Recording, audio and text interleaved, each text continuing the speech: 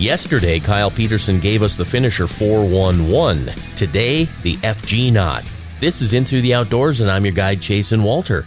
The FG knot, the hardest knot in the world to tie. 4 or 5 years ago when I first learned this knot, I had a bunch of issues with it. After about a half day of fishing, my knots would fall apart. And every YouTube video on there makes it so this knot seems universal. And that's not the case. Each FG knot should be custom for its application. And what I mean by that is the line diameter should dictate how many wraps and especially how you finish off the knot. So what I mean by that is 8 pound is much smaller diameter than 30 pounds. So the way that I tie these are completely different. And I even use this knot on a lot of my musky stuff. So I like to use 4 or 5 foot of leader line. What happens and what's the issue with this knot, and nobody talks about this online, is after you finish your twist and you set the braid into the fluorocarbon, they tell you to do 3 half hitches to lay the fluorocarbon against your braid, cut it off, do 2 full hitches to finish off your braid, and you're done.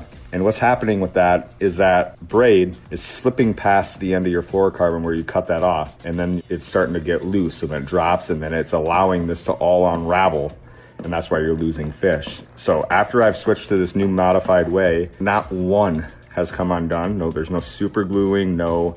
Basically, you need to lay the fluorocarbon against the braid and make sure you have about a 1/16 of an inch buildup, no matter what diameter line you're using. That will prevent this knot from slipping and pulling out. I can't tie the stupid knot. Kyle Peterson, on the other hand, is great at it.